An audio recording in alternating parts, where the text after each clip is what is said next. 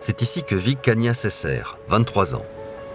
C'est une jeune femme courageuse qui mène une vie épanouie malgré son terrible handicap congénital.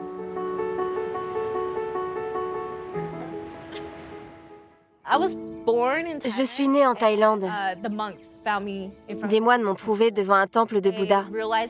C'est en soulevant ma couverture qu'ils ont découvert que je n'avais pas de jambes.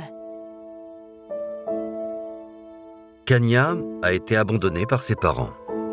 Mais les moines bouddhistes la recueillent et s'en occupent pendant 1 an. Puis, ils la confient aux autorités et Kanya est placée en famille d'accueil. J'ai vu la vie, la mort et pas mal d'autres choses quand j'étais petite. Je me débrouillais toute seule. Je n'avais personne pour m'aider. On dit que j'ai appris à être autonome à un très jeune âge. Le début de son enfance est très heureux.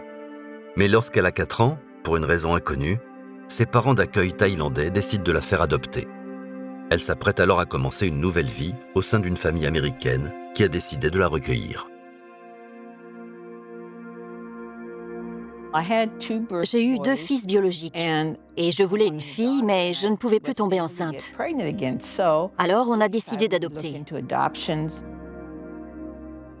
Elle avait 4 ans à l'époque. On a passé 9 mois à réunir toute la paperasse et à tout préparer, puis on s'est rendu à Bangkok pour la voir.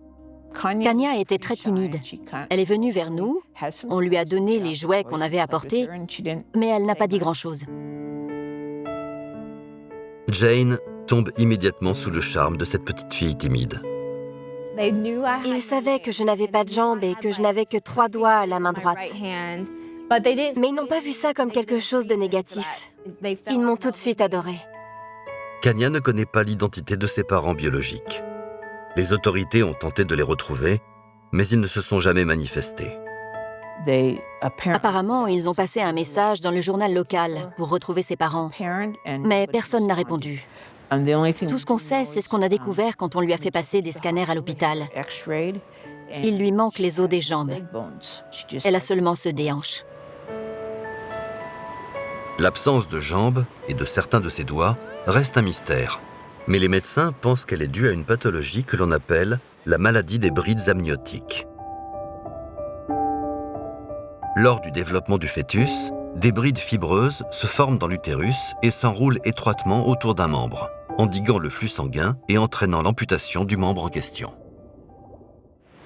Il n'existe aucun traitement médical, et en l'absence d'os, la pose de prothèse est impossible.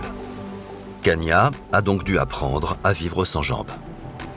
On ne savait pas trop s'il fallait qu'on adapte notre maison pour elle. Mais finalement, on n'a presque rien changé. Elle n'a jamais utilisé de fauteuil roulant à la maison. Elle marchait sur les fesses en s'aidant de ses mains. Elle montait et descendait les escaliers. Rien ne l'effrayait. Elle est capable de faire beaucoup de choses.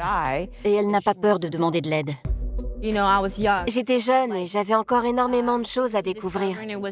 Par exemple, c'était super de découvrir la neige. Le premier hiver, je me souviens que ma mère m'a dit que je pouvais sortir à moitié nue dans la neige. Ça n'avait aucune importance. Elle voulait juste que je m'amuse, que je sois une enfant comme les autres et que je découvre ma nouvelle vie. Malgré ces difficultés, Kanya est déterminée à profiter au maximum de cette nouvelle chance. Elle commence à se montrer très douée en sport. J'ai toujours été forte et courageuse. Je n'ai jamais eu peur de faire des choses. Je disais aux autres, ne m'aide pas. C'est pas parce que je n'ai pas de jambes que je ne peux pas faire tout ça, alors laisse-moi faire. On me compare au petit lapin dans la pub pour les piles. Avec beaucoup d'audace et de travail, Kanya accomplit des exploits remarquables dans les courses en fauteuil roulant.